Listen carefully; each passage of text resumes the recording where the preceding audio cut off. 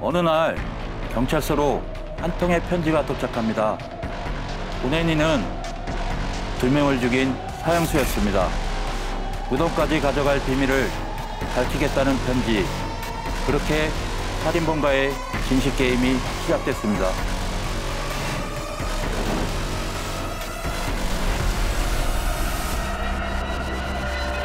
여보세요? 저희 남편이 납치된 것 같아요. 집으로 빨리 좀 와주세요, 빨리. 남편 주명구 씨는 전날 저녁 직장 동료들과 회식 자리를 가졌습니다. 그리고는 밤 10시 30분경 동료와 함께 찜질방에 들렀다가 내일 들어간다고 전화를 건 뒤 연락이 끊겼다는 겁니다.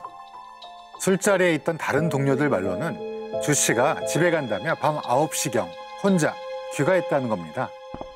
그 뒤로 다음날 오후 2시까지 연락이 닿질 않아 아내가 인근 지구대에 우선 가출 신고를 한 거죠. 가출 신고를 한 지 4시간 뒤에 택시 기사를 통해서 편지 한 장이 집에 배달이 된 거예요. 신고를 받고 곧장 집으로 가서 아내를 만났습니다. 손에 뭔가를 들고 벌벌 떨고 있었고 자세히 보니 청첩장이었습니다. 청첩장? 그 안에는 남편이 쓴 메모가 적혀 있었습니다. 여보, 난데 내가 지금 어려운 상황에 처해 있어. 나의 생명이 달린 일이야. 5천만 원을 현금으로 준비해서 가져다 줘. 어머, 5천만 원이 되지 않을 시는 나의 목숨이 위태로워져. 당신을 볼 수 없을 거야. 나 좀 꼭 살려주길 바래. 세상에. 이거는 뭐 굉장히 절박한데요? 와. 11월 21일 16시 정각. 천안역 광장 택시 승강장으로 5천만 원을 가방에 넣어 승용차에 놓고 비상등을 켜고 대기하면 돈을 받으러 간 사람에게 바로 건네주기 바람. 노파심에 경고하는데 경찰에 신고하면 남편 목숨이 위험해집니다. 와, 이건 그럼 남편이 아니라 납치범이 쓴 건가요? 기사가 범인에게 편지를 전달받으면서 혹시 얼굴을 목격하지 않았을까요? 경황이 없던 아내는 편지만 받고 말았습니다. 집 주변에 CCTV도 없었고 추적도 불가능했습니다. 남편 주 씨는 어떤 사람이었나요? 대학에서 격리부장직을 맡고 있었고요. 특별히 원한 관계나 아니면 금전 관계는 없는 것으로 확인이 되었습니다. 주 씨가 회식을 하는 그 장소 근처에 외제 고급 승용차를 주차해 놨고요. 가지고 있던 금품도 꽤 많았었습니다. 아마도 범인은 집으로 돌아가는 주 씨를 납치한 뒤 집에 전화를 걸도록 했을 것으로 보입니다. 편지도 그 이후에 쓰게 했을 거고요. 중요한 거는 이 범인이 성인 남자를 제압을 했다는 거죠. 그리고 편지까지 쓰도록 협박을 했다는 거예요. 혼자서는 어려웠을 것이고 적어도 이제 2명 또는 그 이상의 범인들이 가담을 한 것은 아닌가. 납치범들이 돈을 준비해서 나오라고 한 21일 오후 4시까지 하루 반 남은 상태였습니다. 형사과 전원이 동원되어서 주 씨를 구출해내기 위한 작전을 수립하였습니다. 약속 당일 오후 4시경 주 씨의 아내와 아들이 돈가방을 챙겨서 약속 장소로 출발했습니다. 5천만 원이 큰 돈인데 하루 반 만에 다행히 돈을 마련했나 보네요. 실제 돈과 가짜 돈을 섞어서 준비합니다. 돈가방 바닥에는 GPS를 부착해서 위치 추적이 가능하게 합니다. 일부는 가족을 따라가고 일부는 주 씨 집 앞에서 잠복을 했습니다. 납치범들이 장소는 역 앞이라고 해놓고 가족들이 집을 나서자마자 돈을 빼앗아 갈 수도 있었거든요. 범인들 눈에 띄면 안 되니까 택시기사, 노점 상인 등으로 다들 위장하고 있었습니다. 약속 장소 인근 건물 옥상 곳곳에도 배치돼 있었고요. 기회는 단 한 번뿐일 수도 있으니 완벽한 준비가 필요했죠. 오후 4시에 주 씨의 가족들은 약속된 장소에 차량을 세웠습니다. 5분 뒤 오토바이 한 대가 다가와 창문을 두드리며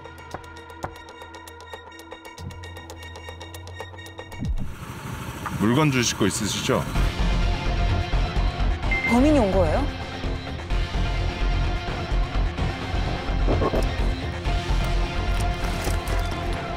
퀵 서비스 배달원이었습니다. 어떤 남자가 위치를 알려주더니 가방 받아가지고 인근 편의점 앞으로 오라고 지시를 한 거예요. 양해를 구하고 형사가 직접 배달원으로 위장했습니다.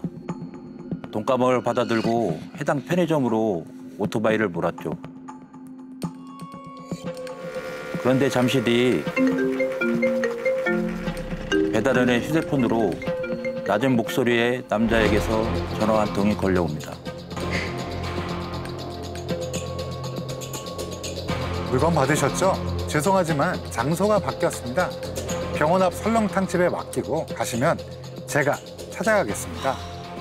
다시 형사들이 해당 식당으로 이동을 했습니다. 오후 5시경에 한 택시기사가 식당으로 들어오더니 주인에게 맡겨둔 물건 달라. 식당 주인으로 변장한 여자 경찰이 누구 부탁인지 슬쩍 물어봤습니다. 한 남자가 택시를 잡더니 이 식당에서 물건을 찾아서 다른 포장마차에 맡겨달라고 부탁했다는 거예요. 돈 몇만 원 쥐어주면서요. 야, 형사들은 사전에 준비한 택시로 해당 포장마차로 갔습니다. 택시기사로 분장한 형사는 돈가방을 주인에게 맡기는 척하면서 실내 포장마차 안을 슬쩍 둘러봤습니다.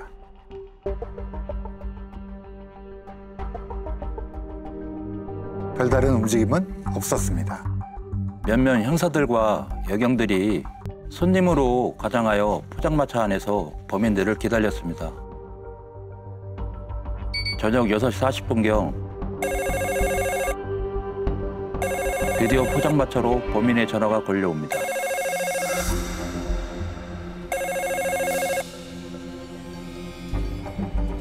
아까 가방 맡겨둔 거 있죠? 지금 찾으러 갈게요. 그러면은 드디어 범인들이 포장마차로 오는 건가요? 결국 일당은 나타나지 않았습니다. 초반에 퀵 서비스 배달원 휴대전화로 전화가 걸려왔잖아요. 추적을 해보니까 천안에서 움직이던 번호가 경기 지역으로 한번 옮겨가더니 더 이상 잡히지 않았다는 거죠. 아, 꺼버렸구나. 신원도 나오지 않나요? 납치범이 쓴 휴대폰은 대포폰이었어요. 통화 내역을 뽑아보니까 그날 딱 하루만 사용한 것으로도 나왔고요. 추적이 안 되는 거죠? 대포폰을 판매할 때 업자들이 고객 앞에서 시범 통화를 한번 해보거든요. 따라서 첫 통화가 판매업자 번호일 가능성이 큽니다. 경찰이 추적을 한 결과 첫 번호의 주인을 찾았습니다. 네. 21일 날 오전에 해당 대포폰을 두 사람의 남자에게 팔았다라고 하는 이 진술을 확보하게 됩니다.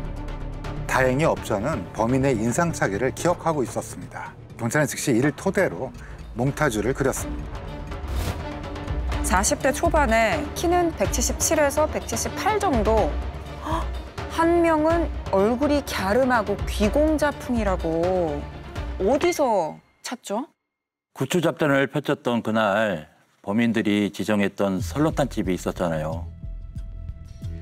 그날 남자 2명이 점심값을 계산하면서 식당 주인한테 택배 물건을 잠시 맡아달라고 부탁했다는 거예요.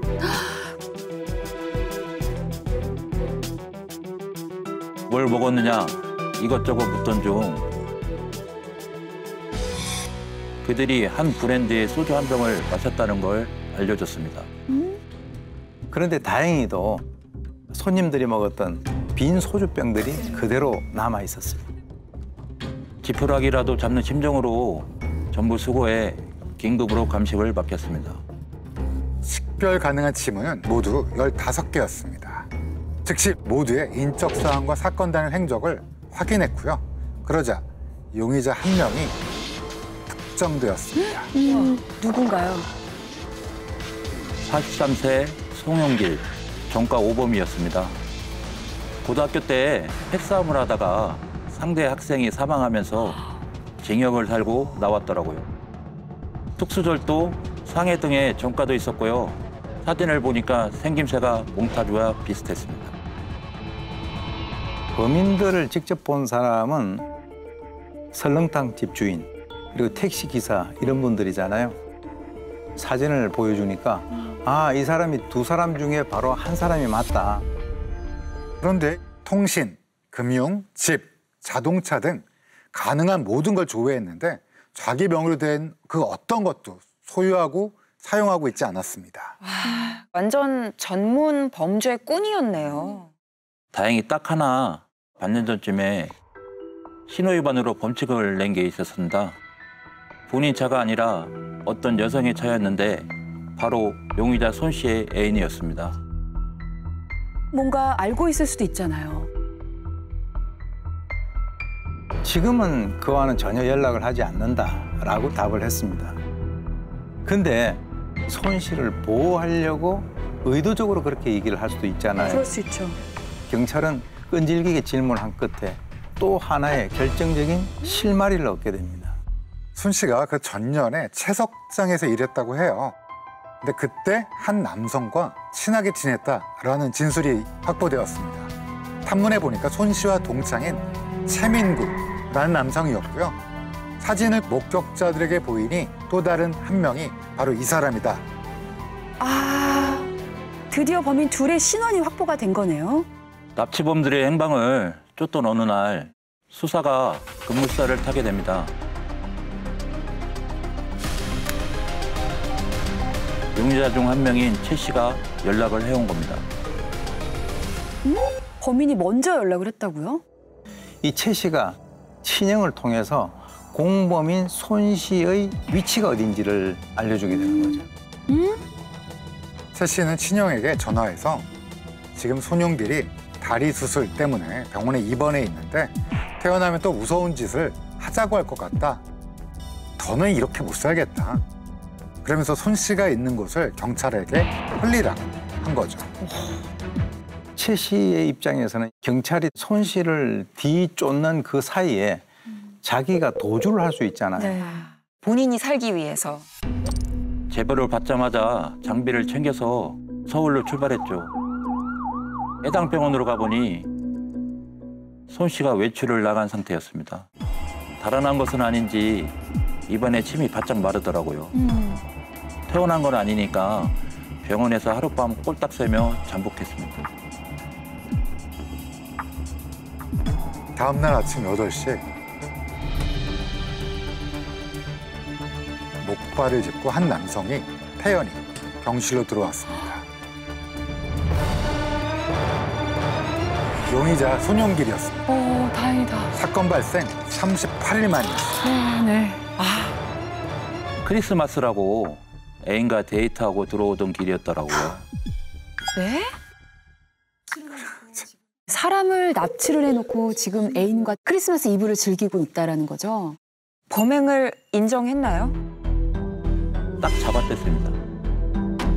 증거 있냐고 오히려 더 큰 소리 내더라고요. 식당 주인도 봤고 택시 기사도 그 얼굴을 봤다 그랬고 또 소주병에서 지문도 나왔잖아요. 사실 그거는 정황 증거고 스모킹 거는 나오지 않은 것이죠. 피해자부터 지금 빨리 구해야 되는 상황인데 자꾸 이렇게 잡아떼면 이거 어떻게 해야 되죠? 이게 뭐야? 이게 다 뭐야? 경찰은 손 씨의 은신처를 수색했습니다. 각종 흉기와 절단기, 케이블 타이 등 범행 도구들이 가득했습니다. 와. 또한 훔칠 물건으로 보이는 골프채와 명품 시계를 확보했는데요. 가족들에게 확인해 보니까 주 씨의 물건이 맞았습니다.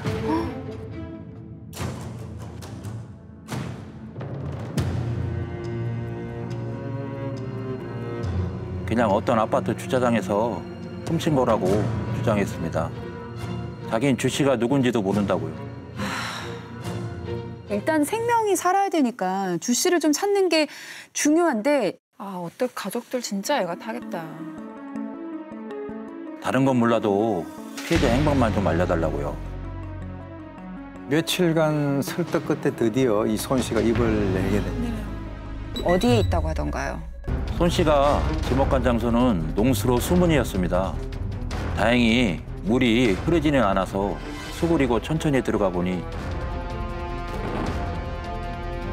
주 씨의 시신이 놓여 있었습니다. 어떻게 너무 참혹하다. 시신은 얼굴을 알아볼 수 없을 정도로 부패한 상태였습니다. 유기된 뒤에 들짐승들에 의해서 시신이 많이 훼손됐고요. 손에 살점도 다 떨어져 나간 상태라 신원 확인이 불가능했습니다. 피해자의 소지품과 치아를 가지고 신원을 식별할 수 있었습니다. 부검 결과 사망 원인은 경부 압박 질식사로 판단되었습니다. 즉, 목이 졸려 사망한 거죠.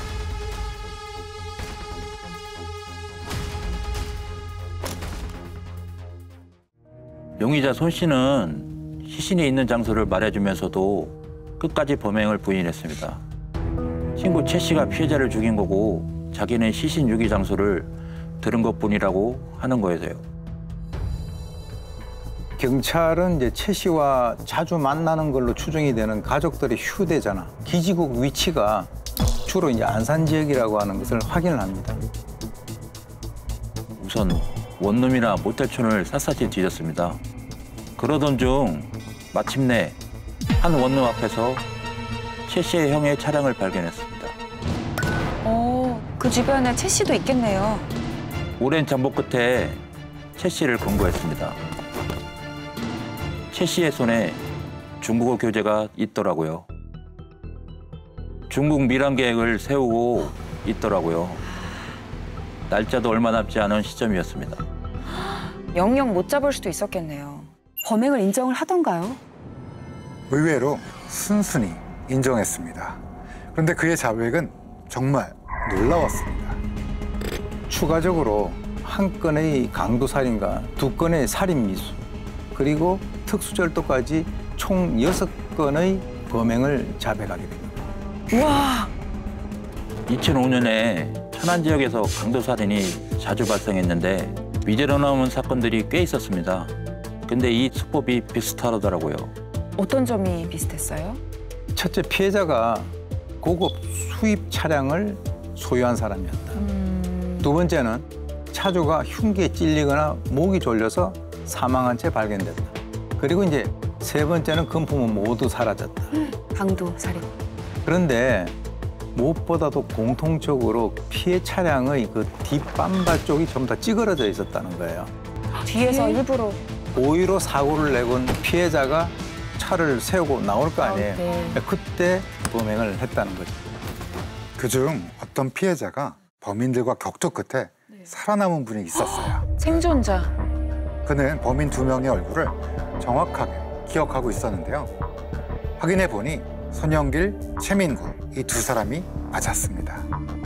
이제 손 씨도 더 이상은 부인할 수 없겠는데요? 그럼에도 불구하고 용의자 손 씨는 모든 범행을 부인했습니다. 경찰은 스모킹건을 찾아야 했는데요. 그게 뭘까요? 손 씨는 범행 직후 피해자 주 씨의 카드로 현금을 찾으려 했습니다. 현금 인출기에는 CCTV가 설치돼 있잖아요.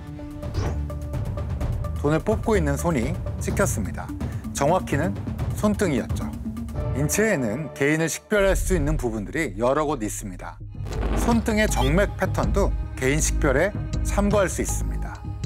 손등 정맥은 주사를 놓을 수 있을 정도로 확연히 보이잖아요. 맞아요. 우리 주사 맞을 때. 분포가 사람마다 조금씩 다릅니다. 경찰은 손 씨의 손등을 찍어 국과수에 의뢰했습니다. 감정 결과 현금 인출기에 찍힌 범인의 손등 정맥 패턴과 정확히 일치했습니다. 손 씨의 손과 일치하는 게 이번 사건뿐만이 아니었어요. 과거에 이제 서울, 청주 등 약 3개국 경찰서 관내에서 국과수에 그 감정 의뢰했었던 그 손등 정맥 사진하고 일치했던 겁니다. 와. 공범 최 씨가 추가로 자백한 그 사건들이 맞나요? 또 다른 살인 사건들이었습니다. 야, 몇 개야 도대체. 중학교 동창이던 손 씨와 최 씨. 두 사람은 형편이 어려워지자 2004년부터 어울리며 범행을 모의합니다. 최종 10억을 모으는 게 목표였대요. 고급 차량을 몰고 다닌 사람을 범행 대상으로 삼았습니다. 주 씨를 납치한 것도 외제 고급 차량을 가지고 있었고 그 사람이 돈이 많아 보였기 때문이죠. 막상 납치를 해보니까 현금이 별로 없었던 거예요. 그래서 살해를 하려는데 살려만 주시면 내가 우리 아내에게 편지를 보내서 5천만 원을 보내라고 하겠다. 순간적으로 기지를 발휘를 하셨네요. 주 씨가 범인들의 얼굴을 알잖아요. 주 씨는 아내에게 편지를 쓰고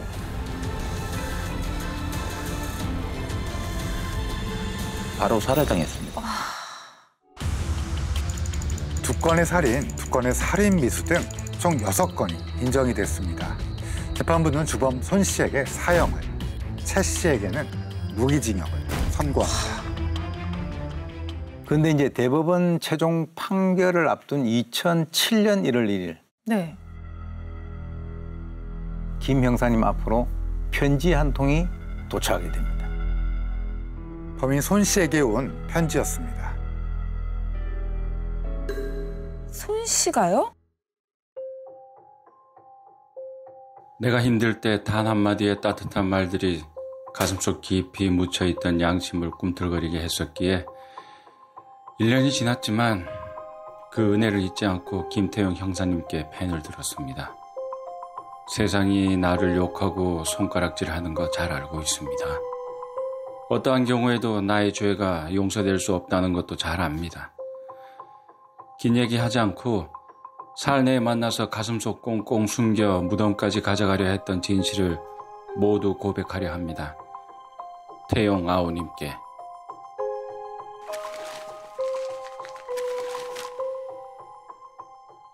근데 이미 사형 선고받고 복역 중인데 더 고백할 게 뭐가 있다는 거죠?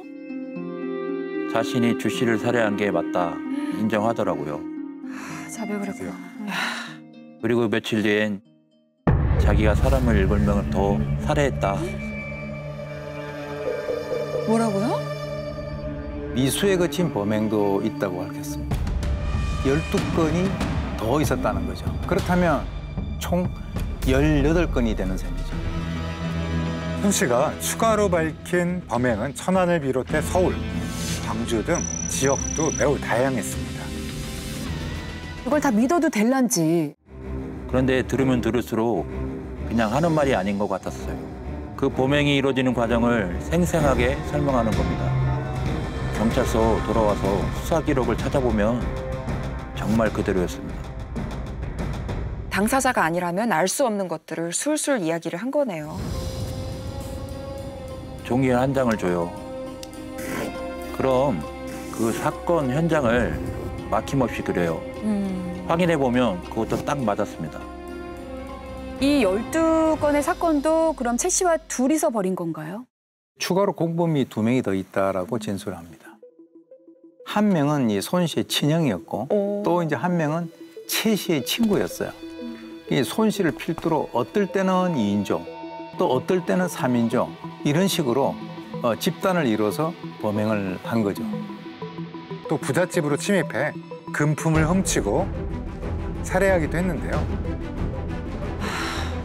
가스 검침원이나 심지어 KBS PD로 위장한 적도 있다고 합니다.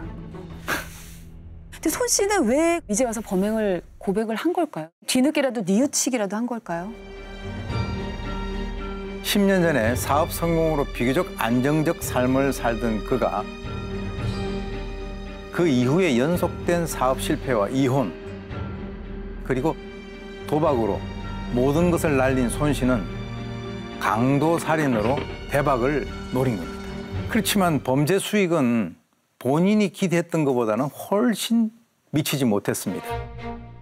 천안에서 외제차를 몰던 남성을 무려 6차례나 찔러서 잔인하게 살해했지만 그들 손에 쥔 돈은 고작 4만 원이었다는 거예요. 손 씨는 2건의 살인으로 이미 사형을 선고받았지 않았습니까?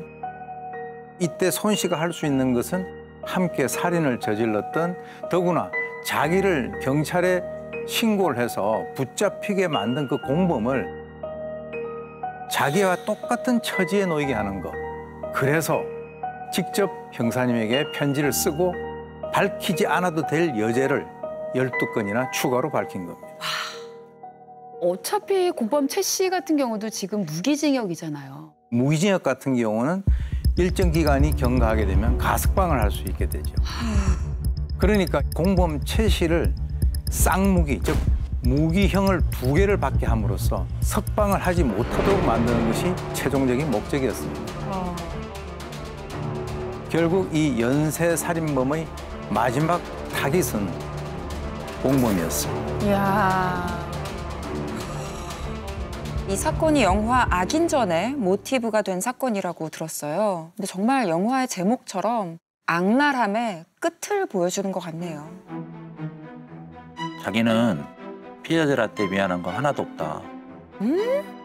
그 눈에 살기를 보고 있자면 악마라는 생각밖에 안 들더라고요. 공범들의 재판이 진행되었고요. 최 씨에게는 무기징역이 선고됐습니다. 40일간의 조사를 마치고 교도소를 방문하던 날 손 씨가 제게 이런 말을 했습니다. 형사님, 3탄 기대하세요.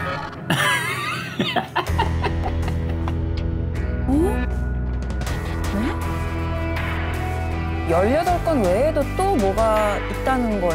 또 밝힐 게 있으니까 꼭 찾아오라 뜻이었고요. 그런데 끝내 그걸 듣지 못했습니다. 사형 선고를 받은 재소자가 자살을 기도했습니다. 9명을 살해한 혐의를 받고 있는 40대 남자입니다. 죄책감이라도 뒤늦게 든 걸까요? 죄책감도 어느 정도 있었을 겁니다. 다른 죄를 밝히는 과정에서 친형이 범죄에 가담한 게 드러나 무기징역을 받았거든요. 친형까지도. 근데 범행을 하려고 그러니까 혼자 하려니까 못하니까 자기 친형을 협박하는 거예요. 조카가 임신하고 있었는데 죽여버리고. 어머, 그러니까 형한테? 너 따라서 나 해라. 야, 진짜 나쁜 놈이네. 교도관이 네 친형 여기 잡혀와 있다고 딱 얘기 듣고 그날 저녁에 자살합니다. 그럼 피해자들에 대한 죄책감이 아니라 친형에 대한 죄책감이군요. 형사님께 예고했던 3탄이라는 게 뭐였을지. 손 씨 일당이 벌였을 것으로 의심되는 사건이 더 있었습니다. 그런데 결국 밝히지는 못했죠. 정말 안타까운 부분이었습니다. 무엇보다 납치된 피해자를 살리지 못했다는 거, 그게 한으로 남은 사건이었습니다. 그 사람 정말 악인이었잖아요. 만약에 검거가 조금만 늦어졌으면 피해자는 훨씬 더 많이 늘어날 수도 있을 것 같아서 박수 쳐드리고 싶어, 진짜로. 그래도 범인을 잡기 위해서 그렇게 부철주야 막 뛰어다니시고 정말 최선을 다해서 잘하신 것 같아요. 결국 악은 가장 비겁한 방법으로 도망쳤습니다. 고통은 왜 남겨진 이들의 몫이어야 할까요? 스모킹건 여기서 마치겠습니다.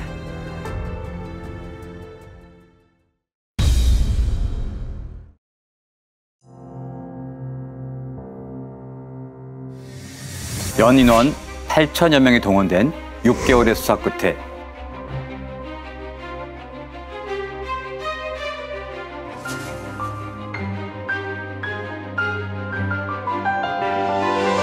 경찰은 한 사람을 지목했습니다.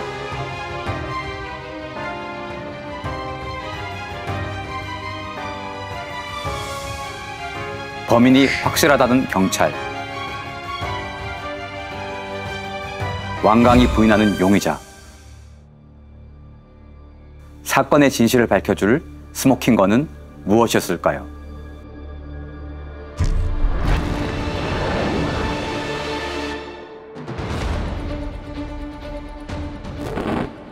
피해자는 51세 여성이었는데요.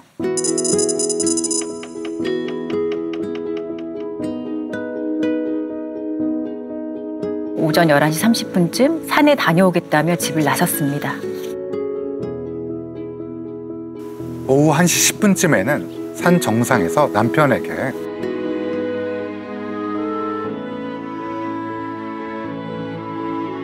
사과를 먹고 있다라는 문자와 사진을 보냈습니다.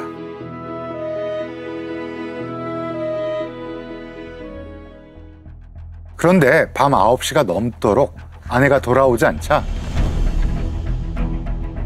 남편이 실종 신고를 하게 된 거죠. 아내는 항암 치료를 받은 지 1년 정도 됐고요.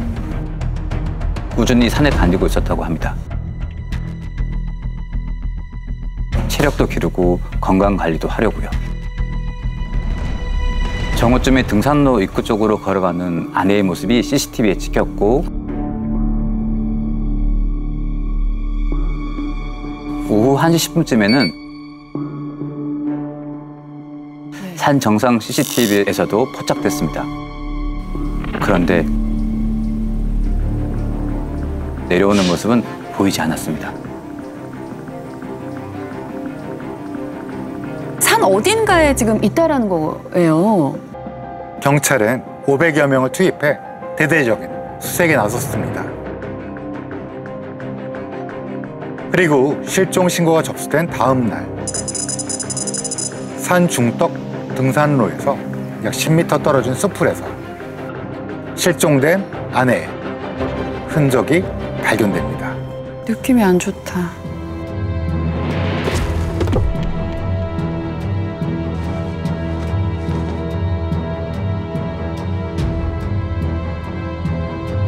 (20m쯤) 떨어진 곳에 낙엽과 흙으로 덮여있는 무언가가 있었는데요.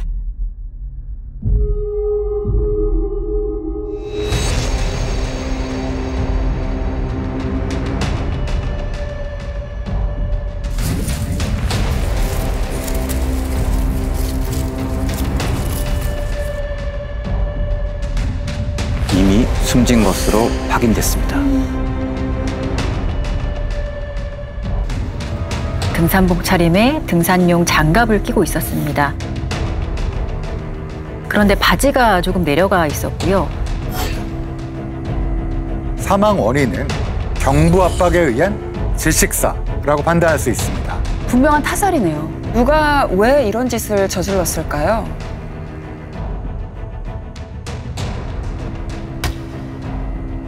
뇌출혈이 생길 정도로 강하게 내려친 폭행인데요. 그 뒤 피해자의 몸 위에 범인은 올라타서 피해자의 눈을 마주하면서 사망할 때까지 목을 졸랐다는 겁니다. 이후에 시신을 나뭇잎으로 대충 가려놓고 피해자의 휴대전화까지 가져간 그 태어남에서 과거에도 유사한 범죄를 저질렀거나 사이코패스의 성향을 가질 가능성이 높다고 보여집니다. 바지가 좀 내려가 있었다라는 이야기가 있었잖아요. 성폭행을 노린 건 아니었을까? 부검 결과 성폭행의 직접적인 흔적은 발견되지 않았습니다. 다만 성폭행을 시도하려는 의도는 분명히 있었을 가능성이 있습니다. 일종의 성적인 모욕과 수치심을 주기 위한 의도일 수도 있고요. 실제로 성폭행을 시도했다가 상황이 여의치 않아서 포기했을 수도 있습니다. 경찰은 개인 소유의 CCTV와 차량 블랙박스 영상까지 확보해서 사건 당일 무악산에 오른 100여 명의 신원을 파악하는 데 집중했습니다. 또 무악산 인근 거주자들 중에서 성폭력 전과자나 출소자에 대해서 전수조사를 했습니다. 용의자가 좀 나왔나요? 단 한 명도 없었습니다. 경찰은 11차례에 걸쳐 현장 감식을 했고요. 피해자가 입고 있던 옷과 신발, 등산용 장갑, 소지품은 물론 주변에 떨어진 담배꽁초까지 총 160여 점에 대해 DNA 감정을 의뢰했습니다. 단서가 나온 게 있어요? 창원 무악산에서 50대 주부가 살해된 채 발견된 지 닷새가 지나도록 경찰은 용의자에 대한 뚜렷한 단서를 찾지 못하고 있습니다. 경찰은 지난달 28일 낮 무악산에서 여성을 끌고 가거나 수상한 행동을 한 사람을 본 경우 신고해달라고 당부했습니다. 어떻게 이렇게 아무것도 없을 수가 있죠? 경찰은 1,000만 원의 보상금까지 겁니다. 경남 도내 사건 신고 보상금 중에 최고액이었습니다. 경찰은 그 전담 수사 인력을 81명으로 늘리고 용의자의 인상착의를 알아내기 위해 등산객들을 상대로 최면 수사까지 진행했습니다. 결국 수사는 해를 넘기고 장기화됐습니다. 그러자 마을에 이상한 소문이 돌기 시작했습니다. 어떤 소문이 돌았나요? 그 집 남편이 아내를 죽인 범인이다. 보험금을 노린 게 아니냐. 남편이 설마 암투병 중인 아내를요? 의심할 만한 점이 있었나요? 둘이 학생 시절에 만나서 결혼해 애들 낳고 알콩달콩 살았는데 이 일 벌어지고 온갖 몹쓸 소리 들었어요. 남편이 보험금 노렸느니 어쩌니 소문을 들으니 그 마음이 어땠겠어요. 학창 시절부터 만나셨던 거면은 정말 오랜 세월을 함께한 사이인데 이런 경우엔 당연히 남편 조사를 철저히 하는데요.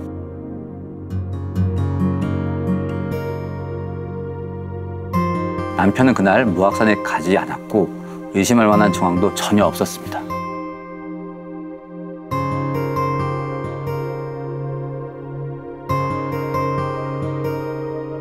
남편분한테는 정말 안 그래도 슬픈데 가혹한 소문이네요. 형사 사건에서는 종종 벌어지는 일인데요. 가장 가까운 사람부터 용의자가 되곤 하니까요. 아, 좀 슬프다. 제가 처음 보고받았을 때가 이때쯤이었습니다. 너무 갑갑하더라고요. 경찰도 인원을 최대한 투입해서 할 수 있는 수사는 다 하고 있었는데 범인을 특정할 만한 증거가 아무것도 없었으니까요. 갓 부임하셨을 텐데 그때 엄청나게 고생을 좀 많이 하셨겠어요. 저희 처가가 근처인데요. 당인 장모님 댁에서 밥을 먹고 했었는데 이 사건 이야기를 하시더라고요. 무서워서 여자 혼자는 산에도 못 간다. 동네에 민심도 뒤숭숭하다. 빨리 해결해야 한다는 생각이 더 간절해졌죠. 빨리 해결하라는 압력일 수도 있었겠네요. 예, 맞습니다. 경찰도 부담이 상당했겠는데요. 오죽하면 점집까지 찾아갔다고 하더라고요. 점집에서 사무실 책상 위치를 바꿔보라고 해서 위치를 실제로 바꾸고 그랬다고 해요. 지푸라기라도 잡고 싶었을 것 같아요. 이때 경찰이 휴대전화 기지국 정보를 활용한 수사를 시도하게 됩니다. 같은 시간대에 같은 기지국을 쓴 번호를 추적해서 피해자와 이동 경로가 비슷한 번호를 추려내는 거죠. 피해자와 가까이에 있었던, 근처에 있었던 사람이 누군지는 찾을 수 있겠네요. 피해자의 휴대전화 마지막 발신은 오후 1시 30분이었습니다. 그때부터 1시간 동안 피해자와 동일한 기지국을 사용한 전화번호를 확보했는데요. 무려 61,646개였습니다. 그중 피해자와 2개 이상 동일한 기지국을 사용한 번호는 378개였습니다. 오, 많이 줄었네. 아까 6만 개에서 뭐 300개면 해볼만 하잖아요. 거기서 4개의 기지국이 겹치는 번호는 단 하나뿐이었어요. 유력한 용의자겠네요. 누구였나요?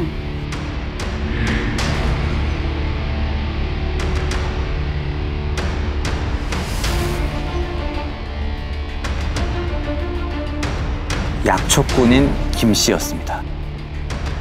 그런 분들은 일반적인 경로로 안 다니시니까 사람들 눈에 안 띄었을 수도 있겠네요. 경찰은 김 씨를 9차례나 조사를 했습니다. 그럼 그 약초꾼은 뭐라고 했나요? 현장 인근에 자신이 있었다는 것은 인정했습니다. 하지만 절대 범인이 아니라며 강하게 부인을 했어요. 그런데 조사할 때마다 산에서 이동한 경로가 달라졌습니다. 수상하네요. 기지국 분석에서 또 눈에 띄는 점이 하나 있었습니다. 어떤 거죠? 범행 직후로 추정되는 오후 3시 22분부터 약 1시간 반 가까이 한 장소에 머물러 있었습니다.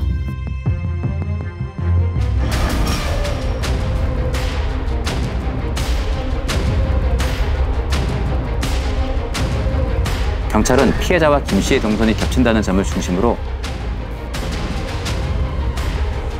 강한 확신을 가지고 설명을 했습니다. 찜찜함이 좀 풀리셨나요? 어떠셨어요? 정말 맞다. 범인이 확실하다. 이런 느낌이 안 들더라고요. 기지국 반경은 300에서 800m 정도예요. 가깝죠? 그런데 산지나 비도심은 그보다 훨씬 더 넓습니다. 그러니까 실제 위치는 꽤 다를 수가 있죠. 또 같은 질문을 반복해서 받다 보면 말이 꼬이고 억지로 답을 만들게 되는 경우도 진술이 오락가락하기도 합니다. 경찰한테 한 가지 제안을 했습니다. 어떤 제안이요? 피해자 유류품에 대한 DNA 검사를 다시 해보자고 했습니다. 이미 했잖아요. 경찰은 국가수에 이미 2번이나 DNA 감정을 의뢰했지만 아무런 단서도 찾지 못했습니다. 결국 경찰은 DNA 재감정을 의뢰하지 않았습니다. 경찰은 피해자와 김 씨의 동선이 겹친다는 점을 중심으로 약초꾼 김 씨가 범인이 확실하다고 했습니다. 그래서 이 내용을 아예 서류로 남겼습니다. 대검에 DNA 검사를 다시 하지 않으면 체포영장을 청구할 수 없다고요. 사람이 스치기만 해도 DNA는 남거든요. 분명 물리적 충돌이 있었을 텐데 왜 아무것도 안 나왔을까? 경찰은 장문의 의견서를 보내왔습니다. 신락 같은 희망으로 DNA 재감정을 의뢰하겠습니다. 하지만 해봐야 아무것도 안 나올 겁니다. 열심히 수사지휘 하시는 건 이해하지만 김 씨가 진짜 범인이 맞습니다. 체포영장 받아서 자백 받아오겠습니다. 김 씨의 DNA가 나온다 하면 이제 완벽한 스모킹건이 되겠어요.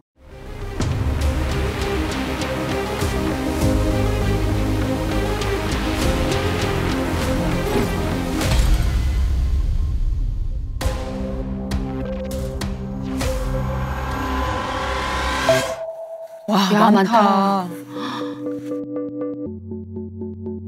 감정물은 피해자의 옷과 소지품 등 모두 17점이었습니다. 빨리 해달라면서 뭘 이렇게 많이 보내나 그런 생각도 했어요.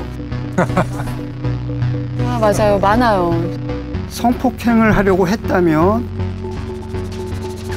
바지에 흔적이 묻었을 가능성이 있을 것 같습니다. 피해자 바지도 우선 감정의 대상이었어요. 나왔나요? 피해자 DNA만 나왔습니다. 아, 가능성이 높아 보였는데. 범인의 DNA가 묻었을 가능성이 높은 것이 또 하나 있는데요. 그건 바로 이겁니다. 장갑. 그 등산용 장갑을 보시면은요, 코팅된 부분은 흔적이 스며들지 않기 때문에 표면을 면봉 같은 걸로 닦아서 분석해도 되지만 코팅이 되지 않은 섬유 부분은 흔적이 안쪽으로 스며들어서 표면만 닦는 거로 갖고는 이제 충분한 양의 DNA를 얻을 수가 없습니다. 그럼 어떻게 하나요?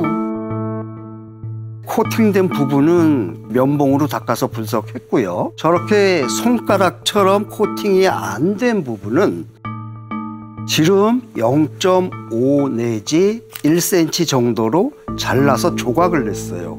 그리고 실험용 과일로 조각을 다시 잘게 아주 미세하게 실밥이 보일 정도로 또 자르는 거예요. 이유가 뭔가요? 섬유 안쪽에 스며들어 있을지 모르는 타액이나 접촉 시 남은 피부세포에서 그 DNA를 추출할 가능성을 그만큼 높이는 거죠. 뭔가가 나와주길 바라는데. 총 5군데에서 남성의 DNA가 검출됐습니다. 오, 진짜? 그래서 바로 담당 검사에게 연락을 했습니다. DNA가 나왔습니다. 네.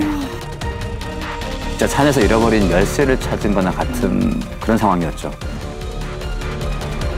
와, 저희도 막 소름이 돋네요. 그 DNA의 주인공은 찾았을까요? 대검찰청에서 관리하고 있는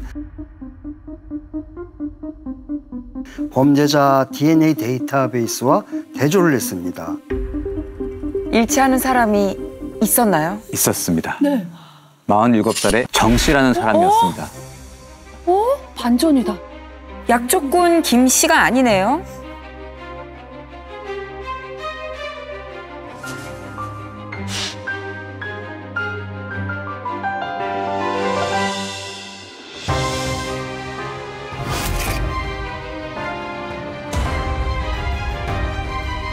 정 씨는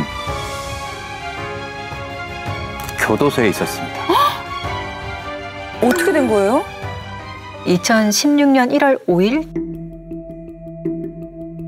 주차된 차량에서 금품을 훔친 혐의로 검거돼서 교도소에서 복역 중에 있었습니다. 경찰이 약조꾼 김 씨를 범인으로 확신하고 있을 때 정 씨는 또 다른 범죄를 저지르고 있었던 겁니다. 정 씨는 과거에 특수 강도강간, 강도상해 등 전과 7범이었습니다. 성폭행 전과가 있었네요. 이때 약조꾼 김 씨는 경찰에 체포돼 조사를 받고 있었는데요. 7시간쯤 지났을 때 DNA 감정 결과가 나왔고 곧바로 풀려났습니다.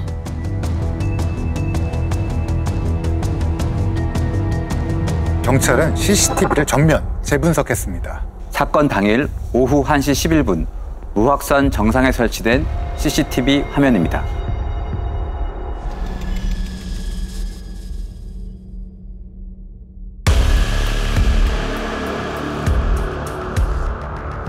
사진과 대조해보니 정 씨가 확실했습니다.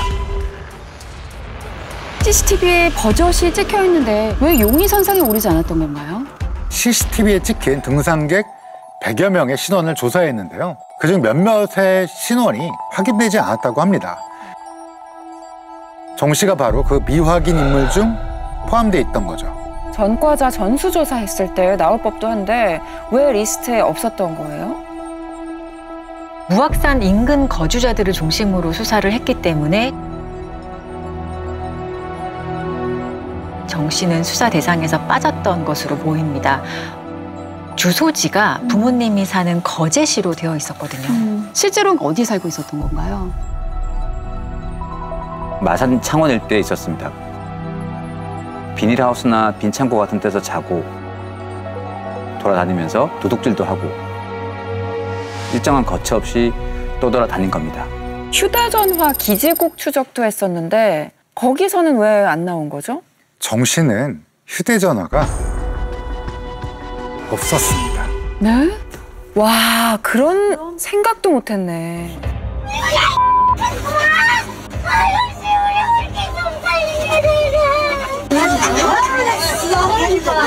모자를 쓴 채 고개를 숙이고 승합차에서 내리는 남성. 지난해 10월 일어난 창원 무악산 50대 여성 피살 사건의 피의자인 47살 정모 씨입니다.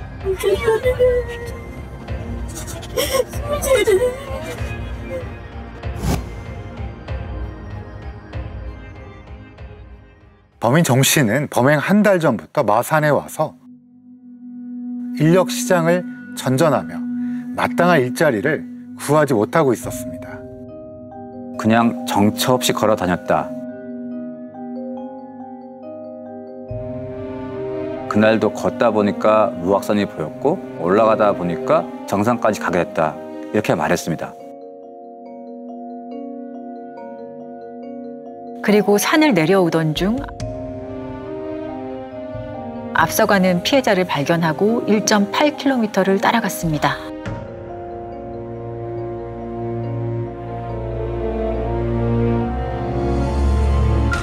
오후 2시쯤 정 씨는 주위에 아무도 없는 걸 확인한 뒤 빠른 걸음으로 다가가 등을 밀쳤고 피해자는 등산로 옆 비탈진 수풀로 넘어졌습니다.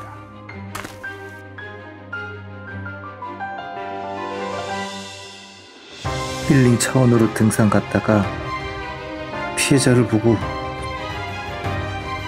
순간 성적 충동을 느껴 강간하기로 마음먹었습니다. 정 씨는 피해자의 얼굴을 폭행하고 다시 넘어뜨렸습니다. 피해자가 계속 저항하자 얼굴과 머리를 손과 발로 무자비하게 가격하고 결국 목을 조릅니다.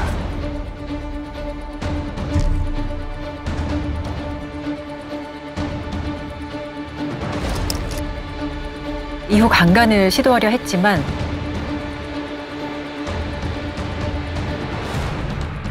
피해자가 사망한 걸 알게 된 거죠. 정 씨는 시신을 비탈길에서 약 20m 떨어진 곳으로 옮긴 뒤 주변에 흙과 낙엽으로 덮어서 숨겼습니다.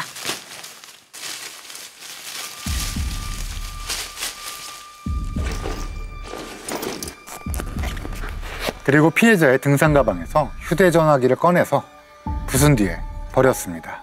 판결 어떻게 나왔나요? 정 씨는 강간살인, 사체은닉 등 혐의로 무기징역을 선고받았습니다. 암 투병 중에도 산을 오르며 건강하게 살아가겠다는 의지를 잃지 않았던 분이 영문도 모른 채 생을 마감하셨다는 게 너무 가슴이 아프고요. 억울하게 돌아가신 피해자분의 명복을 빌고 가늠할 수 없는 고통을 받았을 유족들께 깊은 위로의 마음을 전합니다. 경찰이 수사를 하고 검찰이 수사 지휘를 하면서 함께 사건을 풀어낸 이상적인 사례가 아닐까 생각합니다. 검찰과 경찰이 함께 나아가야 할 방향을 고민하는 데 있어서도 좋은 이정표가 되는 사례로 기록되지 않을까라는 생각이 듭니다. 2번의 감정 결과가 나왔다라고 하면 통상적으로 포기하는 게 일반적일 거라고 생각해요. 그럼에도 3번째 DNA 감정을 끝까지 밀어붙인 검사님의 뚝심, 그 의지가 바로 이 사건의 진정한 스모킹건이 아니었나 싶습니다.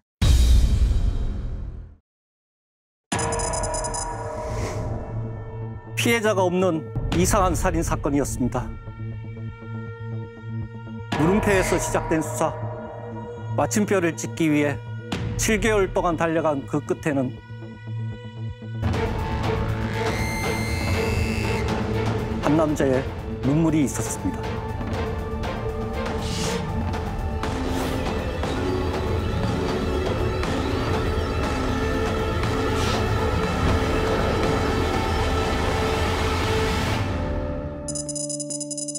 어느 경찰서의 회식 자리, 한 직원의 입에서 지나가는 말처럼 나온 이야기였습니다.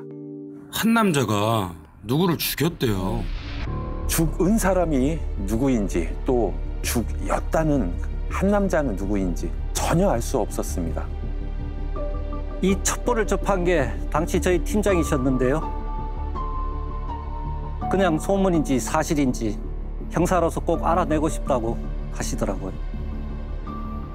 다음날 그 얘기를 했던 직원을 따로 만나서 다시 물었습니다. 자기 지인을 통해서 들은 얘기라고 하더라고요. 그 길로 그 지인을 만나러 갔었습니다. 20대 후반 정도의 평범한 남성이었는데요. 누군가를 죽인 한 남자는 평택에 사는 30세 임수범이라고 얘기를 들었습니다. 네.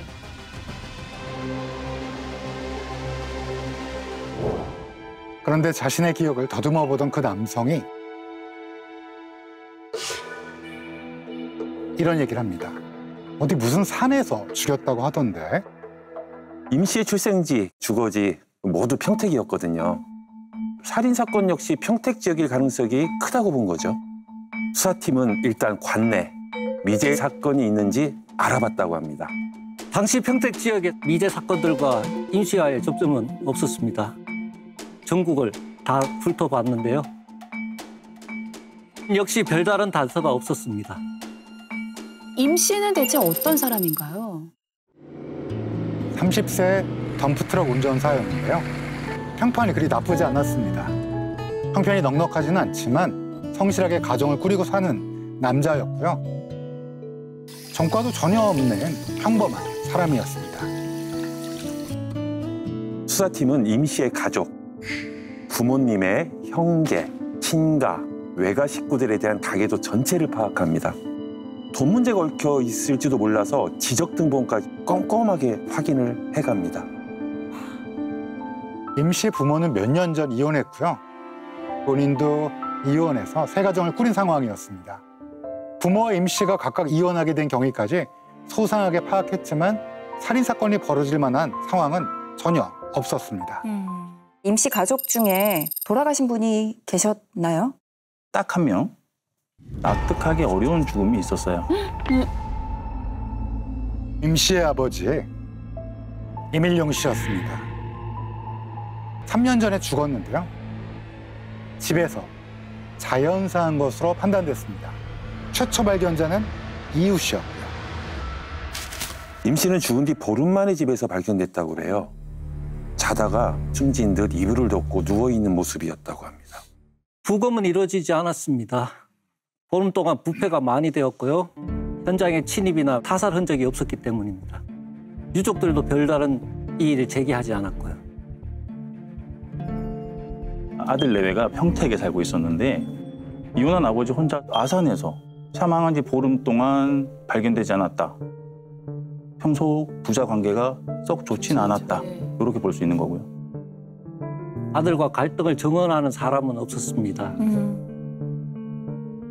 아들이 아버지 임 씨를 살해했을 가능성은 여전히 남아있지만 수사는 더는 진척이 없었고요. 가설을 수정해야만 하는 상황이 발생한 겁니다. 임 씨가 죽인 사람이 가족이 아닌 제3자인 누군가일 가능성을 생각해 봐야 됩니다. 그런데 그 누군가가 아버지와도 관련이 있는 사람일 수 있다는 거죠. 수사팀은 이제 친인척에서 두 부자의 직장 관계, 즉 사회생활 관계로 탐문하는 대상을 옮겼습니다. 그런데 임수범 씨는 운전 일을 한 지 오래되지 않아서요. 깊이 파고들 만한 것도 없었다고 그래요. 근데 아버지 임 씨는 연세가 있었으니까 파볼 게 많지 않을까요? 이밀용 씨는 콘크리트형 혼화재 납품업자로 30년간 일했습니다. 손잡고 일한 사업체도 여러 있는 것으로 확인됐습니다. 아버지 임 씨의 남아있는 서류를 확보해서 30년간 거래 관계를 파악했고요. 같이 일했던 사람들을 일일이 만나면서 얘기를 들었습니다. 그 집요함에 뭔가 보람이 있어야 될 텐데 뭐가 좀 나왔나요? 수사관들의 의혹을 단숨에 불러일으키는 한 가지 어떤 이야기를 듣게 됩니다. 아버지 임 씨가 한때 동업했던 사람이 7년 전에 강도를 당해서 살해당했다는 내용입니다. 죽은 동업자의 이름은 문태린. 사망 당시 48세였습니다. 그 역시 고향이 평택이었는데요. 사업 때문에 마산에서 생활하다가 변을 당한 거죠.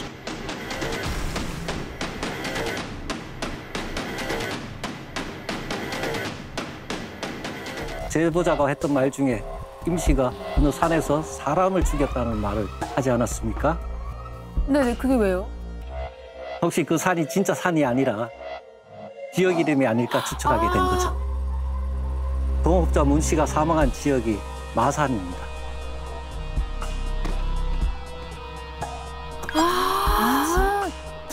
그런데 동업자 문 씨가 사망한 사건이 범인이 잡히지 않아 미제로 남은 사건이었습니다. 해결을 못한 거예요? 수사팀은 바로 마산으로 내려가 당시 사건을 조사합니다. 여름 초입 오전 11시 35분에 신고 접수된 사건이었습니다. 문 씨는 자신의 아파트 9층 엘리베이터 앞에서 정말 잔인한. 이게 깜짝이야. 실제 사건 사진인가요? 많은 피를 흘린 채 발견됩니다.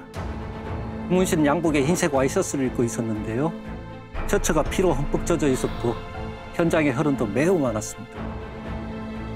CCTV가 있지 않았을까요? 당시는 CCTV가 한창 보급될 시기였긴 하지만 화질이나 모든 면들이 지금처럼 수사에 적극적으로 활용될 만한 수준은 아니었던 것 같아요. 그래서 굉장히 대담하게 범행을 하지 않았을까 하는 추측이 됩니다. 사망한 문 씨는 180cm의 키에 체격도 상당히 컸습니다. 그런데 얼굴과 가슴 등에 총 27회 찔리고 배인 상처를 입은 상태였습니다. 엄청 찔려. 상처는 신체 앞쪽 상반신에 집중돼 있었는데요. 오른팔에 난 거 다 방어근이네. 손과 팔의 저항은이 굉장히 심한 것으로 보아 상당한 몸싸움이 있었을 것으로 추정됩니다. 또한 상처의 특징으로 보아 범인은 2개의 흉기를 사용한 것으로 판단됩니다. 흉기가 2개라고요? 가슴 쪽에 입은 상처는 길고 좁은 칼에 의해 형성된 상처일 가능성이 큽니다. 일명 해칼이라고 하죠. 그런데 머리에 집중된 상처는 칼로는 만들어질 수 없는 상처입니다. 베인 것도 있지만 골절과 함몰도 같이 있었거든요. 칼이 아니라면은 어떤 게 있을 수 있을까요? 벨 수 있을 정도로 날카롭지만 몽둥이나 벽돌처럼 묵직하기도 한 것, 바로 도끼 종류일 것으로 판단됩니다. 도끼가? 두감결과 사이는 두부 함몰골절이 주요 원인이었는데요. 범인이 사용한 흉기는 칼과 도끼 2종류이지만 그중 치명상을 입힌 건 도끼로 인한 공격이었던 것입니다. 범인이 한 손엔 칼을, 다른 한 손엔 도끼를 들었다는 건가요? 회칼과 도끼, 이 2개의 무기를 다 들고 갔다라는 것은 범인은 반드시 이 피해자를 죽여야만 하는 깊은 원한을 가진 인물이 아닐까 추측을 할 수 있습니다. 돈을 노린 강도였을 가능성은 없나요? 금품을 노린 거였다면은 피해자를 살해한 뒤 집으로 들어갔을 것입니다. 그렇죠. 그런데 경찰이 출동했을 때는 현관문이 닫혀 있었고요. 집 안에 출입한 흔적도 없었습니다. 또 문 씨 양복 주머니에 지갑이 그대로 있었어요. 발견 당시 사망한 문 씨의 머리는 승강기를 향하고 있었고 다리는 복도를 향한 채 대자로 누운 자세였습니다. 핏방울이 날아서 흩어진, 즉 비산 혈흔이 승강기 문 외곽으로 분포돼 있어요. 이는 승강기 가까운 곳에서 공격을 받았고 실랑이를 벌이다가 바로 그 자리에 쓰러졌다는 걸 보여줍니다. 그런데 현장 사진을 보면 혈흔이 없는 공간이 있습니다. 시신의 오른다리 옆을 보면 피 묻은 발자국이 하나 찍혀 있습니다. 등산화 종류일 것으로 추정돼요. 족적이 찍힌 시신의 오른다리 쪽이 벽에 혈흔이 없어요. 대신 범인의 옷에 튀었을 겁니다. 범인은 피해자가 쓰러진 뒤 피해자의 오른쪽으로 가서 섰고 허리 숙여 피해자의 왼쪽 머리를 흉기로 가격했을 겁니다. 혈흔이 없는 공간이 또 한 곳 있습니다. 시신의 왼쪽 머리 주변으로 상당히 많은 혈흔이 분포되어 있는데 유독 왼쪽 옆구리와 왼팔 사이는 깨끗해요. 왜냐? 그 공간엔 아마 또 한 명의 범인이 서 있었기 때문일 겁니다.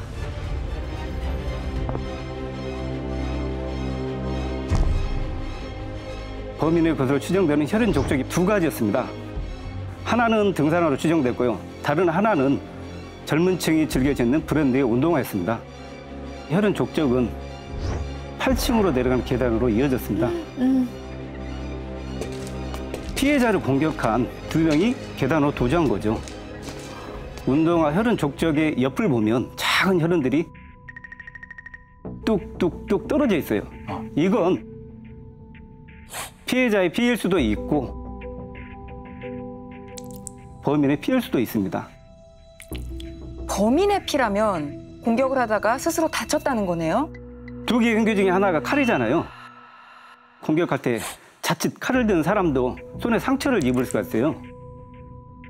이 혈흔이 범인의 것이 맞다면 운동화를 신은 범인은 공격 도중에 상처를 입었을 것으로 추정해 볼 수 있습니다.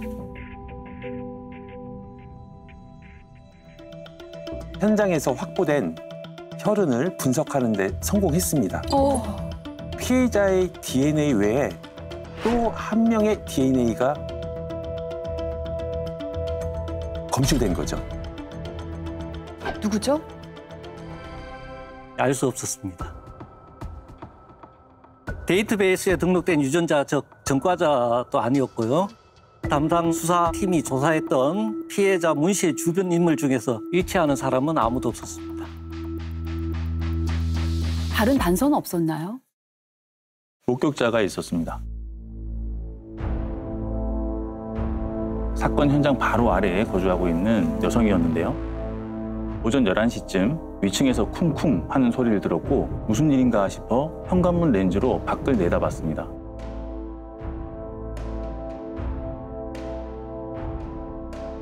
처음 보는 두 남자가 계단에 앉아 무언가를 봉지에 넣고 있었어요. 그중 한 명은 검은색 민소매 티셔츠에 야구 모자를 썼고요. 20대 정도의 젊은 남자였습니다. 사망한 문 씨는 원래 작은 회사에 다니고 있었다고 그래요. 그런데 능력이 약간 좀 부족하다는 이유로 해고됐어요. 근데 그 뒤에 이제 친척이 하는 건설 쪽 모래 사업을 돕게 되면서 접점이 생긴 것 같아요. 같은 시기에 아버지 임 씨도 콘크리트 혼화제 납품 일을 했다고 말씀드렸잖아요. 둘은 나이 차이가 있었지만 공사 현장의 납품업자라는 공통점 때문에 친분을 쌓게 됩니다. 그런데 비슷했던 두 사람의 처지가 크게 갈라지고 맙니다. 건설 일을 오래 했던 아버지 임 씨가 문 씨에게 건설 기초공사 단계에서 콘크리트 말뚝을 박는데 그걸 만드는 공장을 차려보라고 기뜸을 해줬어요. 그 조언을 듣고 시작된 문 씨의 사업이 당시 건설 붐을 타고 소위 대박이 난 거죠. 그냥 본인이 차리셔도 되는데 왜 문 씨한테 차리라고 조언을 해준 거예요? 아버지 임 씨가 융통할 만한 돈이 없었어요. 사업 자금이. 그래서 임 씨가 문 씨 회사의 이사로 들어가게 된 거죠. 그런데 수익 배분에서 문제가 생기게 됩니다. 임 씨 덕에 회사도 차리고 납품 계약도 딸 수 있었는데 결과론적으로 문 씨가 입을 싹 닫은 모양새였습니다. 당시 임 씨가 이사로서 월급 500만 원을 받았는데요. 문 씨가 4개월 만에 벌어들인 돈이 거의 30억이 가까웠습니다. 아니, 게다가 문 씨는 임 씨를 회사에서 쫓아내기까지 합니다. 그러면서 본인은 또 벌어들인 돈으로 도박을 즐겨요. 여자도 만납니다. 그런 임 씨 입장에서는 고가울 수밖에 없는 거죠. 7년 전 문 씨가 사망했을 당시에 경찰은 이걸 조사를 안 했나요? 물론 경찰이 조사했습니다. 아버지 임 씨가 문 씨와 크게 싸운 적이 있었다라는 거죠. 몸싸움까지는 아니지만 두 사람의 고성이 사장실 밖으로 나올 정도로 직원들에게 들렸다라는 이야기예요. 이 정도면 아버지 임 씨가 유력한 용의자 아닌가요? 그 당시 아버지의 그 DNA 검사는 안 했나요? 당연히 검사했습니다. 그런데 불일치 결과가 나온 거예요. 바로 아버지 임 씨는 용의선상에서 제외가 되었습니다. 대체 뭐죠? 아버지 임 씨가 청부살인이라도 한 걸까요? 당시 수사팀도 청부살인을 의심을 했었습니다. 사업가인 문 씨와 얽혀있는 조직 폭력배도 있었고 이성 문제도 있었고 다 원한이 있는 그런 사람들이었죠. 하지만 검사를 하는 족족 현장의 유전자와 일치하지 않는다는 통보만 받았습니다. 800명 가량의 구강세포를 채취했지만 아무것도 나오는 게 없었습니다. 그중에 아들 임씨가 있었나요? 아들 임씨는 없었습니다. 아들 임씨와 사망한 피해자와는 전혀 접점이 없었어요. 2004년 사건 당시에는 그 조사할 이유도 없었던 거죠. 이번에는 아들이 사람을 죽였다라는 첩보가 있으니까 확인을 좀 해볼 필요가 있겠네요. 그래서 수사팀은 세 번째 가설을 세웠습니다. 문 씨를 살해한 것은 아들 임 씨일 것이다. 그리고 DNA를 확보하기 위해 수사에 나섭니다. 며칠 동안 용의자 집 앞에서 잠복하면서 집에서 나오는 쓰레기 봉투에 주시를 합니다. 먹다 버린 음식이 있을 수도 있고 코를 푼 휴지가 있을 수도 있고 흡연자라면은 담배꽁초도 나올 수 있으니까요.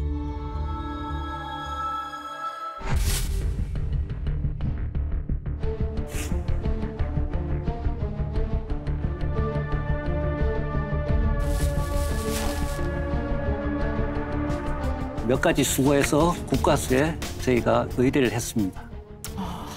근데 결과가 어떻게 나왔나요? 수거된 담배꽁초에서 아들 임 씨의 유전자가 확보가 됐고요. 네.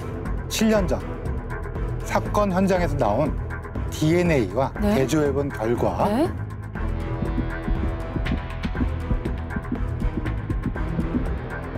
일치했습니다. 오, 범인이 아들 임 씨였던 거네요?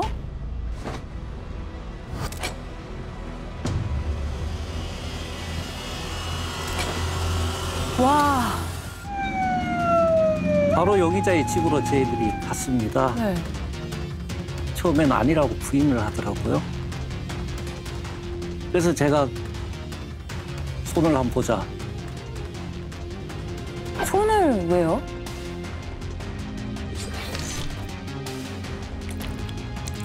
분명 다쳤을 테니까요.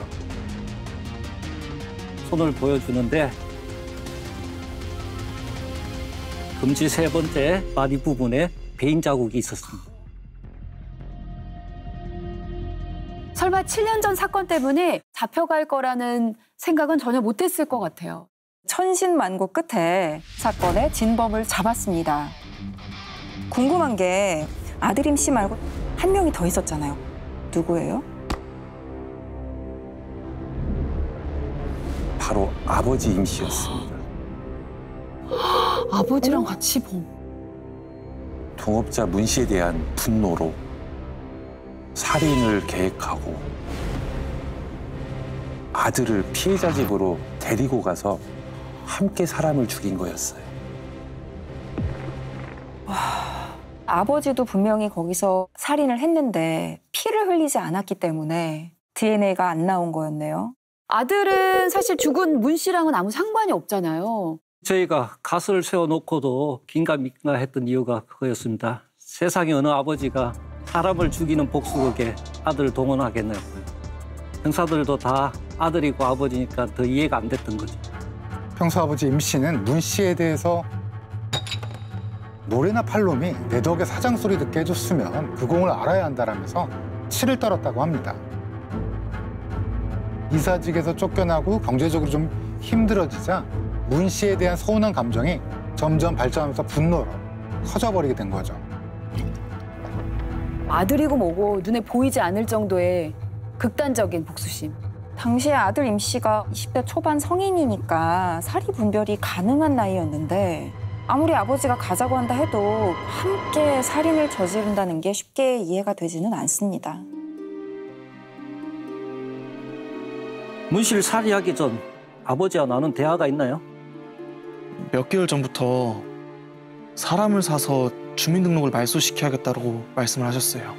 아마 그때부터 살해할 마음이 있으셨던 것 같아요. 아버지와 함께 모의한 겁니까?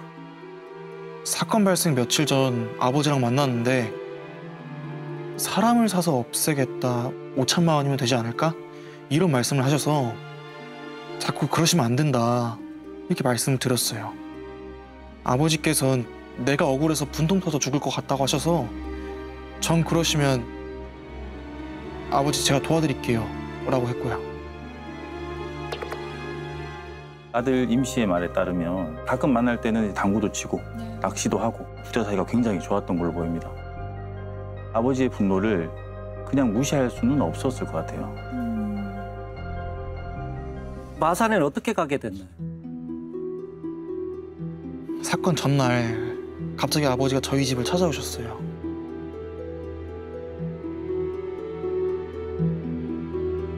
나랑 같이 내려갔다 오자라고 말씀하셨고요. 바람 쐬러 갔다 오자 이런 뜻으로 알았습니다.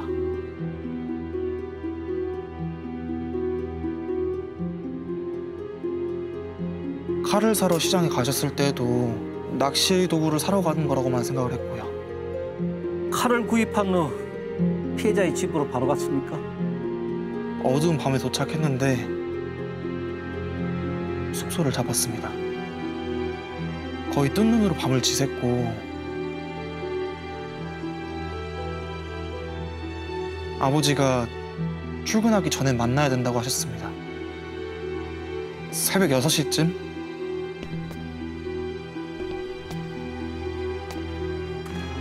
그 아파트 9층에 가서 기다렸고요.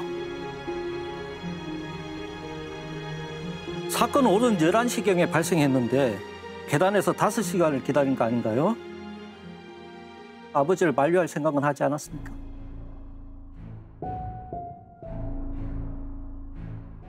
제가 계속 그냥 가면 안 되냐, 꼭 하셔야겠냐라고 말씀을 드렸어요. 아버지께서는 아무 말씀하지 않으셨고요. 문 씨가 집에서 나왔을 때 어떤 일이 있었나요?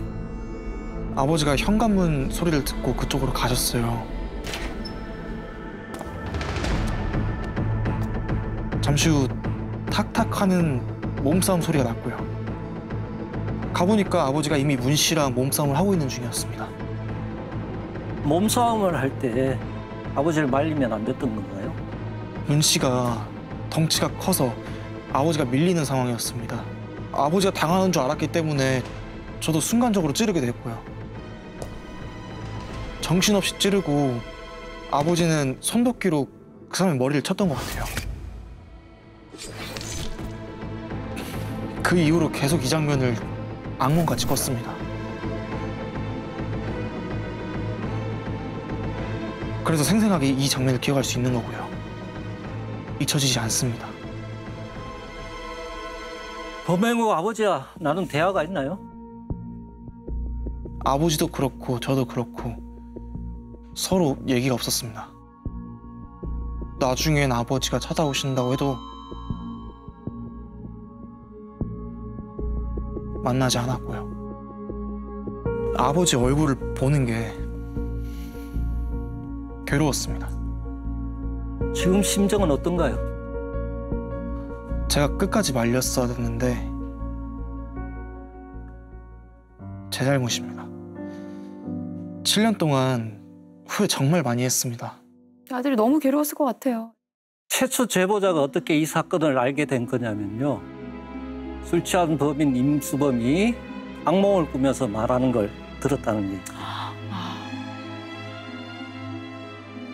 내가 사람 죽였어? 나중에 물어보니까 얼핏 사람을 죽였다고 말을 하더라고요. 그걸 듣고 경찰한테 얘기를 했던 거죠. 범인도 잡고 미제 사건도 해결됐지만 뒷맛이 결코 개운하지 않았을 것 같아요. 너무 씁쓸하셨을 것 같아요. 영장 발부받고 범인 집으로 찾아갔을 때 그동안 고생 많았다. 그랬더니 그때부터 눈물을 흘리더라고요.